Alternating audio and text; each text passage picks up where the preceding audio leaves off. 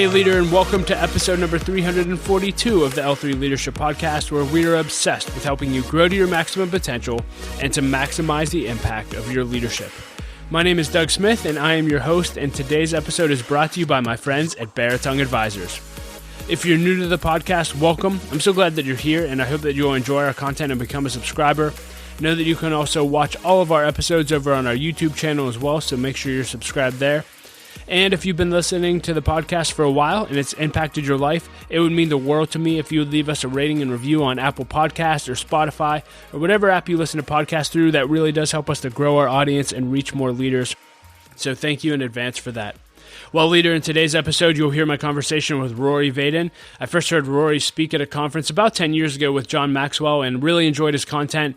And so I've been following him ever since. And so it was a great joy to get to sit down and have a conversation with him. And he is going to add massive value to your life in this conversation. You're going to love it. If you're unfamiliar with Rory, let me just tell you a little bit about him. He is a New York Times best-selling author of the book Take the Stairs. His insights have been featured in the Wall Street Journal, Forbes, CNN, and Fox News, and in several other major media outlets. He's a world-renowned speaker, and his TEDx talk has been viewed over 2 million times. He is a two-time world champion of public speaking finalist and was recently named as one of the top 100 leadership speakers in the world by Inc. magazine. He's also the co-founder of Brand Builders Group, where he teaches people to help and monetize a rock-solid reputation. And that's exactly what we focus on in this conversation, building your personal brand. And I think you're going to be blown away by the foundation that Rory sets for what you need to do to build your brand, why it's important, and how you can actually turn it into a business. So you're going to love this interview. But before we dive into that, just a few announcements. This episode of the L3 Leadership Podcast is sponsored by Baritong Advisors. The financial advisors at Baritong Advisors help educate and empower clients to make informed financial decisions. You can find out how Baritong Advisors can help you develop a customized financial plan for your financial future by visiting their website at baratongadvisors.com. That's BERATUNG advisors.com. Security and investment products and services offered through LPL Financial, member FINRA and SIPC. Baritong Advisors, LPL Financial, and L3 Leadership are separate entities. I also want to thank our sponsor, Henny Jewelers. They're a jeweler owned by my friend and mentor, John Henny. And my wife, Laura, and I got our engagement and wedding rings at Henny Jewelers and just had a wonderful experience. And not only do they have great jewelry, but they also invest in people. In fact, for every couple that comes in engaged, they give them a book to prepare for marriage. And we just love that. So if you are in need of a good jeweler, check out hennyjewelers.com. And with all that being said, let's dive right in. Here's my conversation with Rory Vaden. Well, Rory Vaden, this has been a long time coming. I've been wanting to interview you for a long time. As we were just talking, I first got exposed to you and your work. We were saying maybe between 8 and 10 years ago in Canton, Ohio. You were sharing a stage with one of my heroes in life, John Maxwell. And loved your presentation, and so started following you from then on. And we just mentioned that, not too many episodes again, interviewed your wife and several of your clients. So very excited. And, for those who may not know you, I'll just, give a little insight. You are a Hall of Fame leadership speaker and a New York Times, boom, and a New York Times bestselling author and so many other things. Give us a little background into your journey to becoming those things. Well, I think I've always been fascinated, Doug, with what creates successful people and what I call ultra performance. Like, how do you become in the top 1%ers? And that I think has led me on a journey to really where I would describe my expertise as the psychology of influence. So I describe or define influence as the ability to move people to action, which includes yourself. And so I was just looking at about to roll out my brand new website, and we're rolling out something called the 4 levels of influence. And level 1 is influencing yourself, which is what my early work was about. Take the Stairs, the psychology of, was like overcoming procrastination, improving self-discipline. So that was when you first met me. And then level 2 influence is the ability to influence another person, which is sales would be a common term for that, right? Is how do you communicate persuasively? And my wife AJ and I have built an 8-figure sales training company over 12 years. We sold that in 2018. Wow. And then level 3 influence is influencing a group of people, which I would call leadership, which is what my college degree was in. And then obviously as an entrepreneur, We've now had five multi-million-dollar businesses that we have started. Brand Builders Group is our fifth one, and likely to become our second 8-figure company here real soon. Wow. And then level 4 influence is influencing a community. So influencing a group of people. This is like creating a movement. And so that's what Brand Builders Group really focuses on the most, is helping people to become more well-known and make more, we say to build and monetize their personal brand. But, a lot of our clients are people who are authors and speakers, Ed Milet, Lewis Howes, John Gordon, Tom and Lisa Bilyeu, Peter Diamandis, Amy Porterfield, people like this that are Eric Thomas, E.T. the hip hop preacher was, a project we just worked with him to help him hit the New York Times. And so those are the most, like people know us because of those kinds of clients, but that's like 5% of our clients. Most of our clients are more aspiring as experts, coaches, speakers, authors, or professional service providers, or they're executives at a company or entrepreneurs, but they're people who are interested in true like global influence or influencing or making a movement or influencing a community. So that's kind of what my journey has been in my own life, which also sort of represents the arc of my career and sort of how I study and organize things in my brain anyways. Wow. So, a lot of our listeners, same thing, they aspire to build a brand, they aspire to become influencers, a leader of leaders. Walk us through kind of a high level of the process you take people through, whether they come in at level 1 or maybe they're coming in at level 2. How can someone actually start to focus intentionally on building their own personal brand where they can actually multiply their influence and get into those higher levels? Yeah, so I think a lot of this conversation for me really starts with understanding what personal branding is and really what personal branding isn't.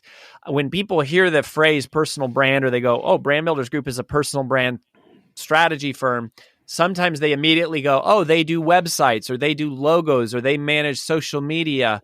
And they think of that word personal branding, people think there's a massive misconception, which is that it's like, oh, it's your TikTok videos and it's your colors and it's your fonts and it's like, all of these like technical things or, social media related things. And that's a really low perception of it and a big misunderstanding that costs them a lot of money. And so the way that we define your personal brand is that personal branding is simply the digitization of your reputation. The digitization of your reputation. And so there's a lot of leaders, like the people you talk about, Doug, probably people listening to this show, who they have a great reputation, right? They've built a life around making a difference, being a person of substance, having deep expertise, providing real value in the world. But then they think of like some of the modern tools of podcasting, maybe, or social media, or funnels, or ads, or they think of it as like vain, or maybe it's like too techie, or I don't like it, or I don't understand it. And so the issue is they actually don't have as much influence as a lot of people who have a much lower level of expertise with much less experience, who have delivered less value and less results in the world, but who have a bigger online reach. And it's actually a really unfortunate, we would call it an unfortunate way that the world is working, because there's something that we use called the reputation formula. So the reputation formula says that reputation is simply your results times your reach. Results times reach equals reputation. So a lot of our clients, I listed off some of the bigger ones who have really big reach or who have, come to have a lot of big reach. But most of our clients are not that way. Most of our clients are the people who have amazing results, but they're not very well known outside of their offline reputation. And part of it is because they sort of sometimes turn their nose up at like online or social media or digital. And the example that we always use here is, a couple examples. So first of all, Mother Teresa. Doug, would you say Mother Teresa had big results or small results? Big results. Big results. Would you say they were positive or negative? Positive. And would you say her reach was really wide and well-known or not very well-known? Well-known. Right? So she had huge positive reach, or results, huge positive results times worldwide reach, which means she has a huge positive reputation. Hitler had huge negative results times worldwide reach. So he has a huge negative reputation. If I ask you who is Michael Phelps, you probably heard that name before, right? Who's Michael Phelps? Best Olympic swimmer of all time. All right. And which country is he from? USA. Do you know how many gold medals he's won? 8. Like 24. Right? 24. Maybe 8 in the first Olympics. Maybe that's what I was thinking. Yeah, that's right. Yeah. But so here's the thing. If I ask most people who Michael Phelps is, they know. But I say, do you know who Jenny Thompson is? They'll go, I never heard of Jenny Thompson. But Jenny Thompson is the winningest female gold medalist Olympian of all time. She is also from the United States. She is also a swimmer. So when you look at their results, they're almost perfectly comparable at the highest level. Yet for whatever reason, their reach is completely and massively different. And so their reputation is different. That same dynamic is happening with leaders inside of organizations and communities where it's like they have great results, but they're not that well known because their reach isn't that big. And so you go, well, isn't this vain? Isn't it, arrogant, egotistical? Unfortunately, some of it is that way. But actually, a leader's ability to create impact is directly correlated to the amount of influence they have. And the amount of influence they have is directly correlated to the number of people who know about the work that they have done. And so it's not, the great irony of a personal brand is that personal branding is not about you. It's not about like what you care about in your ego. And it's about the service you can provide, or the value you can provide in the service of other people.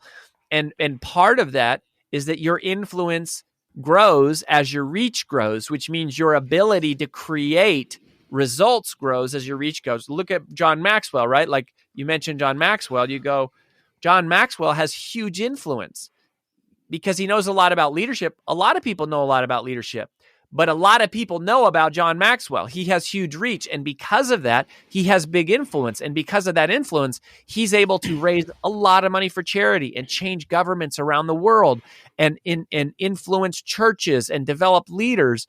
And that is a huge part of the formula, which is not about vanity. It's about service. And so personal branding is not about self-centeredness.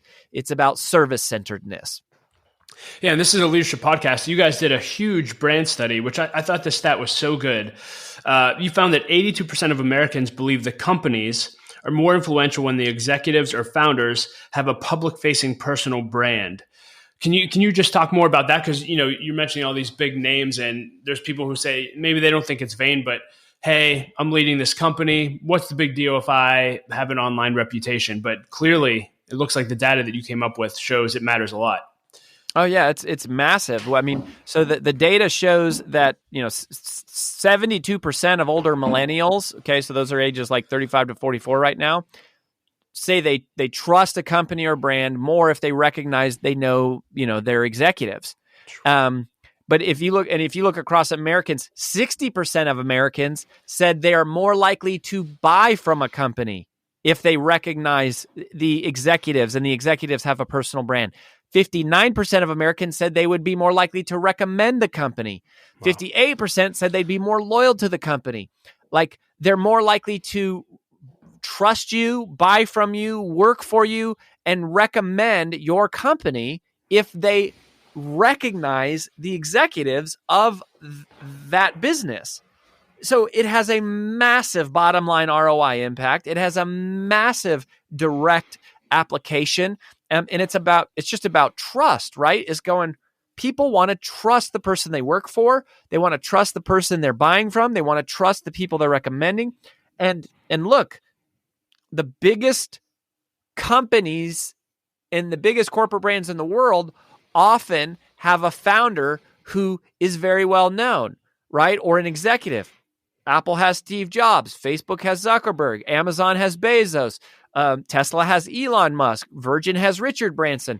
Like Spanx has Sarah Blakely. One of our good friends, Jamie Kern-Lima, has sold her company It Cosmetics for $1.2 billion to L'Oreal, right? And then she has become a very well-known personal brand. Like, it's because we trust people. We trust individuals who have a heartbeat and a pulse and a set of experiences and philosophies that we can either relate to or not. And that's why, like, a lot of our clients, Doug, we say at Brand Builders Group, we serve mission-driven messengers. And that's because that AJ and I are just in a season of life where we care more about impact than we do about money. Doesn't mean we don't care about money. We do care about money. We like making money. Money is just not the highest priority in our life. It's a high priority, but it is not the top priority. It's not even close. And so the people we work with tend to be people who share that same value. They go, money is not my primary concern. I need to make money. I'm interested in money. I need to have money to pay for the expenses of building my personal brand, because it costs money, right? To do book launches and manage podcasts and run websites and produce, social media and videos. And like, it takes money to do that, but they're going, impact is the number one priority for me. Well, a lot of our clients end up finding Brand Builders Group and trusting us if they have that same shared belief or philosophy or system. Whereas other people go, man, I just, show me how to make 6 figures in 60 days. That ain't us, right? Like, we're the people who say, you want to become a household name in like a New York Times bestselling author, which at this point we've now helped 10 people in the last few years, Doug. We've helped 10 people become a New York Times, Wall Street Journal, or USA Today bestseller. We've had 4 clients that we have helped them create TED Talks that have had more than 1 million views, like gone viral. We have multiple people who have built over 7 figures in revenue within their first 3 years, but we're not the people going, hey, we're going to help you make $100,000 in 30 days. We're the people going, if you want to become a true household name, like with global recognition, instead of it taking you 25 years, we can get you there in maybe 3 to 4, right? Wow. Like, and so it's just, but that is reflective of our heart and our philosophy and who we are. And that's true about every company. And so if you're hiding behind the scenes, then it just makes it hard for people to trust you. We trust the people we see. We trust the people that, think about, this is funny. Think about actors, right? We trust actors. That's why people pay them so much money for endorsements. We don't even know what their name is in real life half the time, but we just trust them because we've seen them. If you're walking down a dark alley, okay, if you see your best friend coming, you're not scared at all.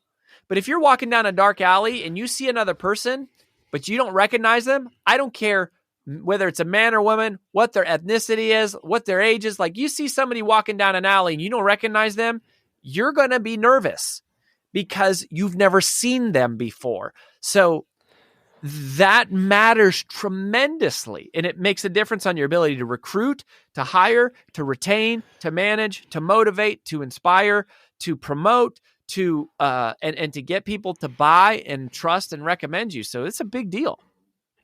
Yeah. So Roy, I think with everything you just went over, I think we're all sold that, hey, we need to take this brand thing seriously, but it could be overwhelming. So, I look at you, best-selling author. So you've written books, Hall of Fame speaker. So speaking is a key element of how you've built your brand. There's podcasting, there's public relations and getting on news stations. There's so much out there, all the social media channels. Right. And then, you see the Gary V's of the world. It's like, okay, do I need to produce 1,000 pieces of content a day just on social media? Where can people start and where can they find the greatest ROI for them? Yeah, not with any of that stuff. That's the problem, is that is what people see, and that is exactly what people do, and that is why they fail. And by fail, it's not that they're not smart enough to succeed. It's that they burn out and they can't make any money to sustain it, and they don't have time. And they're like, I can't figure all this out. I can't manage this. Like, how does this all work together? And so they're doing a lot of the right things, but they're doing them in the wrong order. And I'll tell you this. I know this is a lightning round question, but the single greatest piece of personal branding advice that I have ever received. And this is not a Rory Vaden quote. I wish it was. I would like to take credit for this, but I can't. I learned this from a guy named Larry Winget. And Larry said, the goal is to find your uniqueness and exploit it in the service of others. Find your uniqueness and exploit it in the service of others.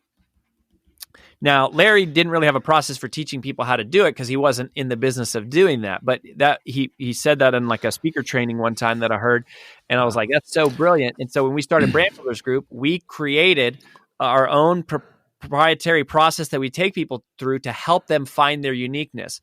The first step is to find their uniqueness, is to figure out what can you do that nobody else can do, or what can you do as good or better than anyone else in the world, or what can you do that is your God-given gift?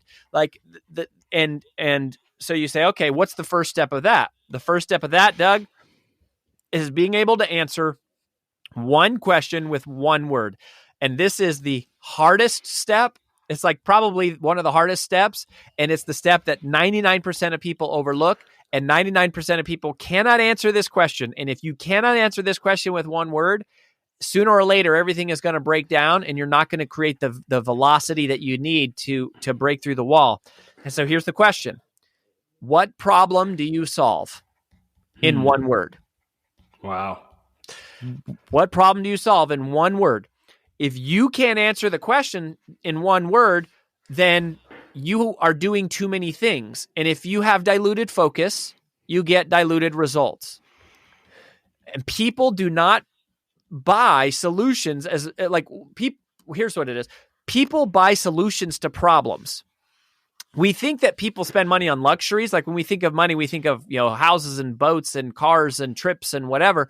But the reality is that if there's a recession coming, people will stop buying vacation homes. They'll stop buying nicer cars. They will stop going on trips. But if their kid gets sick, they'll find the money. If the water heater breaks, they'll find the money. If they get a flat tire and they can't get to work, they'll find the money. People always find the money to solve problems. So you have to become an ambassador of the problem. You have to promote the problem. You have to own the problem. Mother Teresa owned the problem of poverty. She dedicated her life to solving that problem. Martin Luther King Jr. dedicated his life to solving the problem of inequality. Dave Ramsey has been saying the same thing for 30 years, and I'm buddies with Dave. I love Dave, but he's been saying the same thing for 3 hours on the radio every day for 30 years. He has more than 1,000 employees. They announced publicly a couple years ago that they do more than $100 million in revenue a year. And his entire personal brand is oriented around solving a one-word problem, debt. Dave Ramsey owns the problem of debt. Brené Brown has become one of the most influential women in the world. She didn't ever want to be a speaker. She wasn't trying to be a best-selling author. Brené Brown was a researcher, and she dedicated her life for decades trying to solve a one-word problem, shame. And Brené Brown owns that problem. You cannot talk about shame without not talking about Brené Brown. You can't talk about getting out of debt without talking about Dave Ramsey. You can't talk about inequality without talking about Martin Luther King Jr., and you can't talk about getting people out of poverty without mentioning Mother Teresa. So the question is, what problem do you solve? And is it crystal clear? Does the world know about it? And they probably don't, because you probably don't. The way that I broke through the wall, my first book, Take the Stairs, was all about helping people overcome procrastination. Right? And then I wrote a TED Talk that went viral called How to Multiply Time. That was the basis of my second book. My second book was all about helping people battle overwhelm and distraction, right? So that was how we broke through the wall. Brand Builders Group, we're breaking through the wall right now. We're becoming really well known because we have all these clients. Well, that's because we're super clear on the one problem we solve for people, which is obscurity. We help people who are the world's best kept secret, which is a horrible thing to be. They're living in obscurity, and we help them create notoriety. We help them to become more well known. And the reason I say it's a bad thing to be is, imagine if you had the cure to cancer and nobody knew about it because you didn't tell anyone because you thought it was vain. Like, you literally spent your life solving a problem for the world that could help millions of people, and then you didn't share it with the world because you couldn't figure out social media, or you didn't have time, or you didn't like technology, or you didn't need extra money, or you didn't care, right? It's like, it's not about arrogance. It's about service. It's about asking yourself the question, what problem am I willing to dedicate my life to? What problem have I dedicated my life to? What is the thing that you look out in the world and you say, I'm not okay with that. I'm not comfortable with that. I don't accept that problem in the world. I am going to do every single thing in my power to study it, understand it, diagnose it, and create a remedy for it so that in my lifetime, fewer people in the world struggle with this problem. You nail that as the first step, everything else will fall into place. If you miss that step, everything else eventually is going to come tumbling down. That is so good. So that's the foundation. I think for the time that we have left, just talking through next steps again, I really just would want to hear your advice on just different areas that you help people with and that you've done personally. I guess I'll just start with speaking. A lot of aspiring speakers out there. You have a wonderful story. You know, AJ was saying on the podcast, she can't count the number of times you guys spoke for free and all the reps you did that nobody sees, but they see you on stage with John Maxwell, et cetera. What advice do you have for aspiring speakers? Yeah. So, you mentioned this, like, high level, our process. So, Doug, we actually have 14, I guess you would say courses in our curriculum, but we're not really a course company. We're really a one-on-one coaching company. Okay. But we have 14 different topics that we teach. And so first you find your uniqueness. That's the first step. Then the second step is we take people through a process that we call captivating content. Captivating content, we then extrapolate your uniqueness into a body of work, into a complete set of knowledge, which often sort of expresses itself in the world as a book, a coaching curriculum, a course, maybe a consulting program. But it's like, we take what's in your head and we turn it into intellectual property, and we help you create original IP and frameworks and thought leadership. Then the third step is we call it world-class presentation craft. So we put you through this very advanced speaker training of the things that I learned in my journey to the World Championship of Public Speaking. And we teach the psychology of laughter and how to tell stories and how to use the stage and how to gracefully make an offer from stage and like all these tactical skills. And I would say to your question, your presentation is your first and best marketing asset. It is, to this day, the number one way that we get customers. We get very few customers from people searching on Google, coming to our website, reading the stuff, and then opting in. You know where we'll get customers from? Somebody's going to listen to this podcast. They're going to go, this is what I've been looking for. They're going to go to freecall.roryvaden.com. They're going to request a call with someone on our team. We're going to do a free call, and some number of those people are going to end up being a perfect fit for what we do, and we're going to work together for years, and they're going to become the next viral TED Talk, the next best-selling author, the next whatever, because they heard this presentation, right? They heard this interview. The fastest way to take somebody from a complete and total stranger to a lifelong fan is an amazing 1-hour presentation. And this is how we built our whole career, right? Like, I remember I spoke 304 times for free before I ever got paid. 304.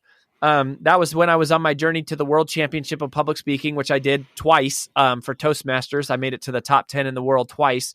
And then we built our whole first company by going out and speaking for free. And we would go speak for free at companies, small companies, local offices, 5 or 10 people. We'd go speak for free for an hour.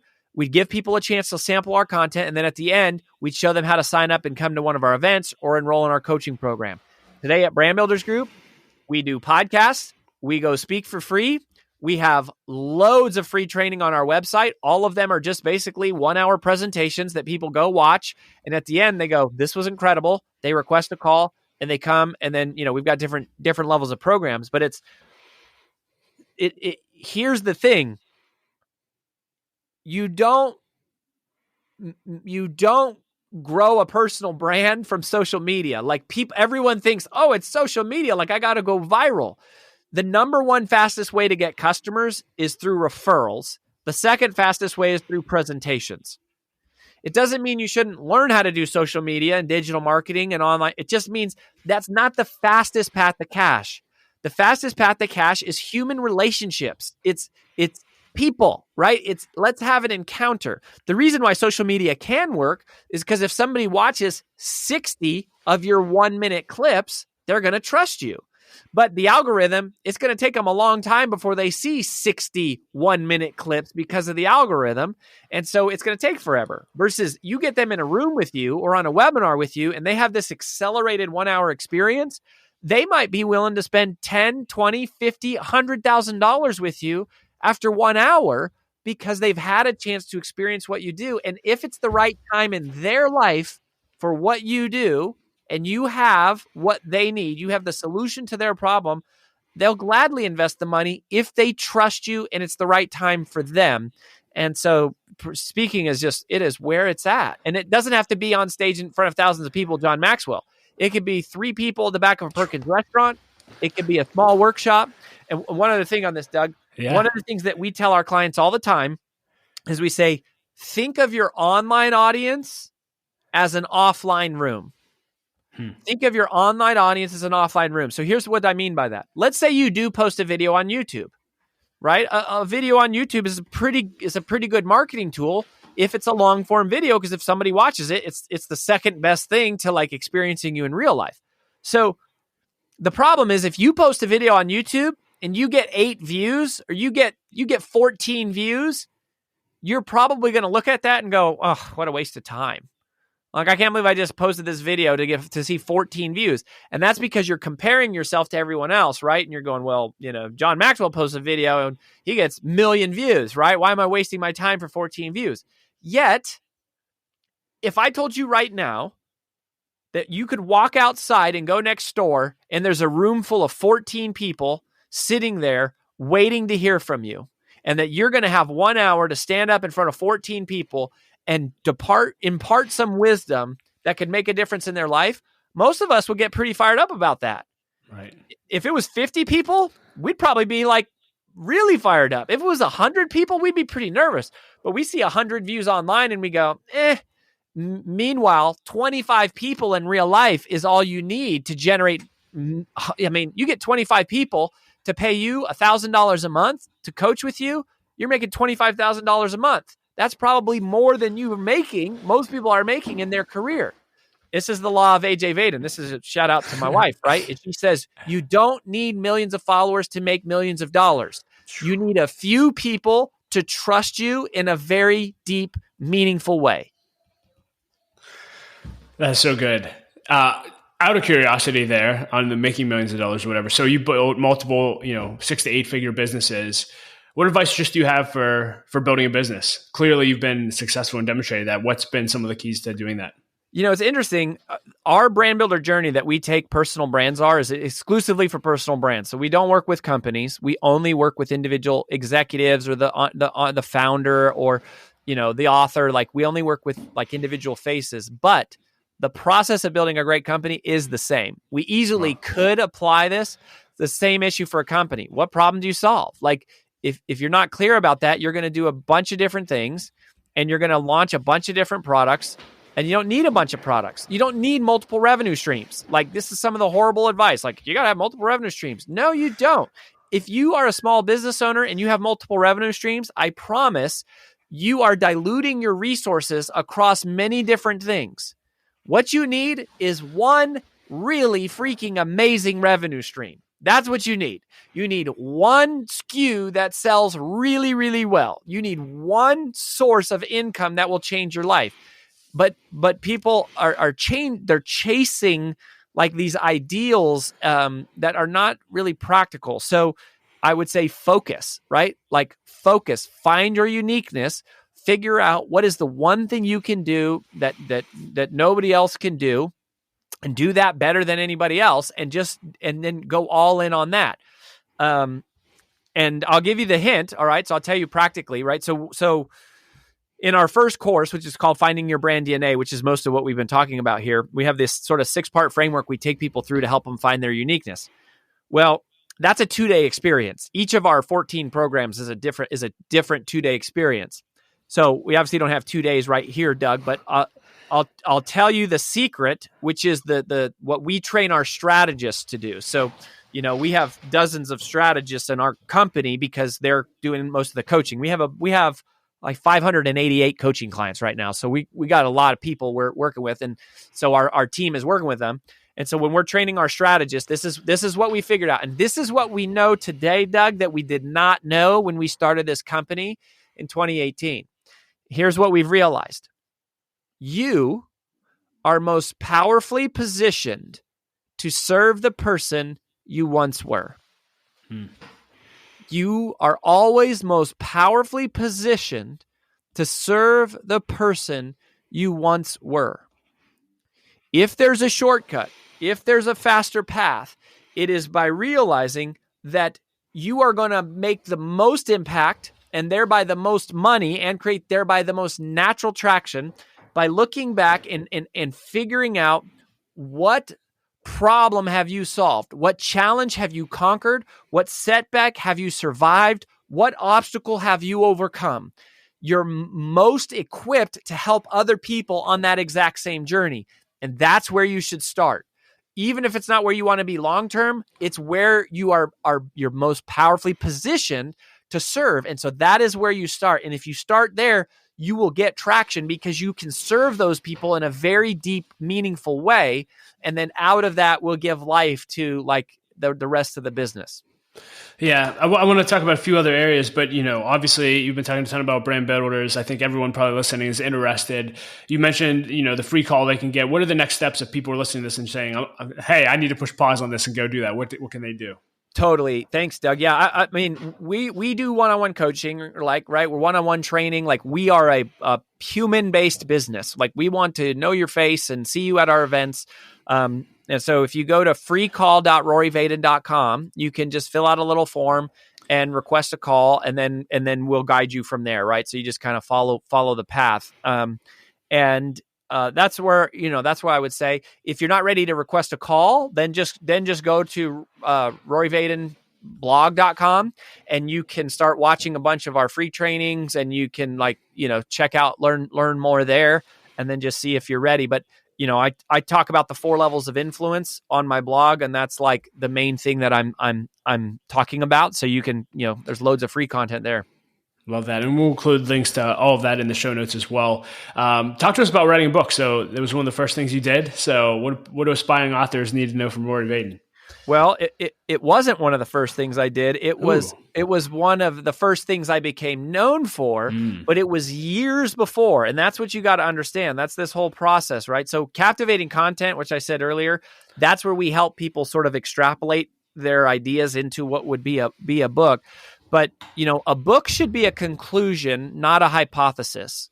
A book should be a conclusion, not a hypothesis. So that means that you should have tested out those frameworks on real life people and sharpened them before you publish it as a book.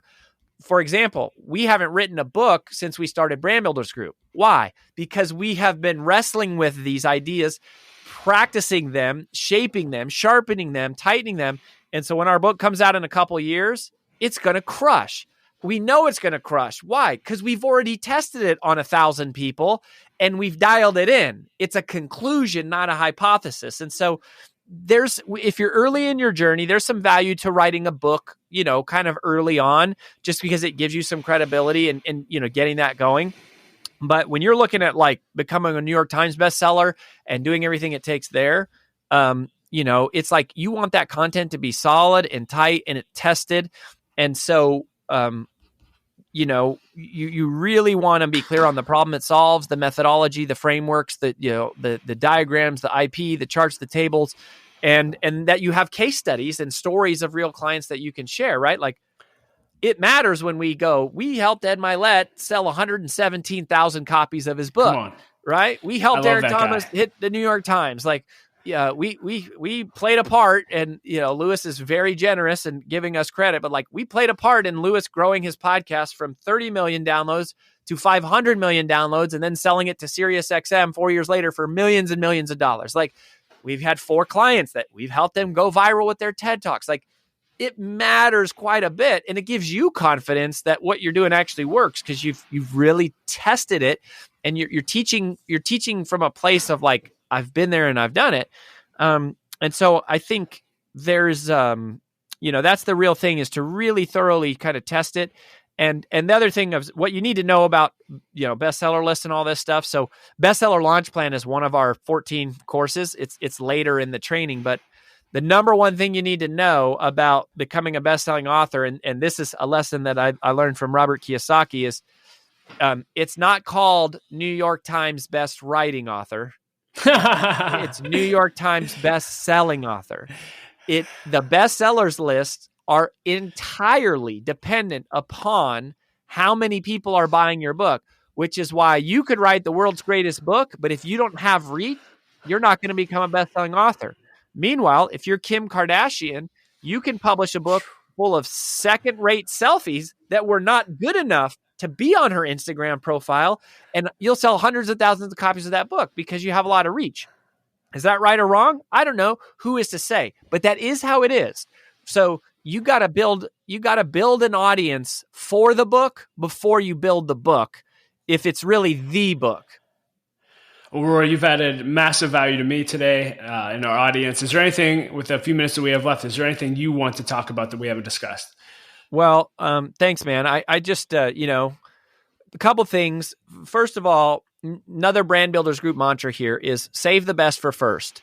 Save the best for first. Give away the best stuff you can as fast as you can, because everyone is afraid of giving away too much, right? And that's why if you go to roryvadenblog.com, we're just giving away like a master's degree and stuff.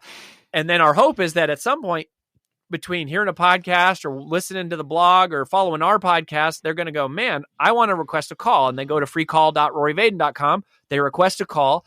And then there's enough trust.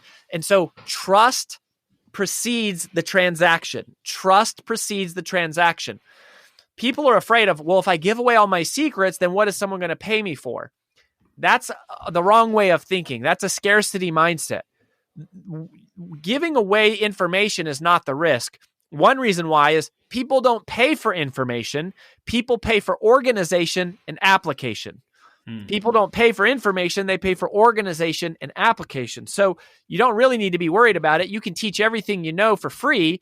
That's not what people are really paying for. They're paying for a process that will help them apply what you know to their own life and make it become real. That's what they're really after.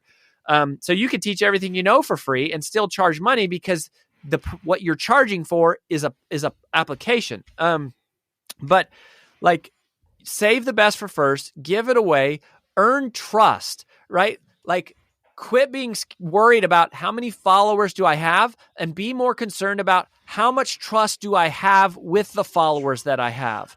Quit worrying about how much money did I make from my launch, and be more focused on going, how can I serve the few customers I have in a deeper way? How can I help my customers succeed faster? What do my customers need to get the next level of results in a more tangible and practical way? And when you become consumed with this serving and going, what happens is your customer force becomes your sales force, right? Like Doug hears me in an audience one day, starts to follow, and then one day Doug builds this big old podcast and he says, hey, Rory, will you come on my podcast? And he's helping me spread the message in a much faster way. That happens because you're giving first. And it's sort of like you're asking people to pay in rears. It's like they're paying after they've received value versus paying in forwards, which is you pay and then you get value.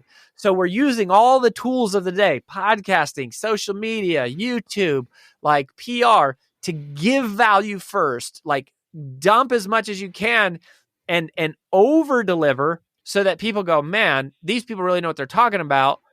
I want to talk to them. And then, they might sign up. They might not. But the thing of it is that's crazy is, even if they don't buy from you, you change their life. Like, even if you don't make money, you made an impact. And this is the part that drives me crazy, Doug, is like people go, well, I don't want to do all that stuff. I don't know if it works. What do you mean you don't know if it works? I thought you said you wanted to change lives. You can change lives without making money. You can reach people all around the globe with one button push on your phone. What do you mean it didn't work? If the real mission was making an impact, you can do that whether people pay you for it or not. So if you stay focused on making an impact, making a difference, focus on creating fans, focus on adding value, you will make customers, you will make money, you will get book deals, you will get to speak, you will, like, all of that will come as a byproduct, but you have to stay focused on the mission first. And that's just, anyways, that's what we're really passionate about. That's how we do it. This was phenomenal. Thank you for giving us your best first. So much to take away. And again, I hope you all take advantage of all that Rory offers. And again, we'll include links to all of that in the show notes. So Rory, thanks again. You and your wife are lovely people and making a huge impact in the world. So thank you for all that you guys do. It really is making a difference. Well, my pleasure, Doug. I'm proud of you. It's cool what you've got going on here, man. And just God bless you. It's great to see you. You too. Thanks. Well, hey, leader, thank you so much for listening to my conversation with Rory. I hope that you enjoyed it as much as I did. You can find ways to connect with him and links to everything that we discussed in the show notes at l3leadership.org/342. And leader, as always, I want to challenge you that if you want to 10x your growth this upcoming year, then you need to either launch or join an L3 Leadership Mastermind Group. Mastermind groups have been the greatest source of growth in my life over the last 7 years. And if you don't know what they are, they're just simply groups of 6 to 12 leaders that meet together on a consistent basis for at least 1 year in order to help each other grow, hold each other accountable, and to do life together. So if you're interested in learning more, go to l3leadership.org/masterminds. And as always, I like to end every episode with a quote, and I will quote Donald Miller today. He said this, he said, "The process for so many good things happens slower than you want." I keep reminding myself that doing things right is better than doing things fast. So good, Donald. Well, leader, I hope you enjoyed this episode. Thank you for listening. Know that my wife, Laura, and I love you, and we believe in you, and we say it every episode, but don't quit. Keep leading. The world desperately needs your leadership. We'll talk to you next episode.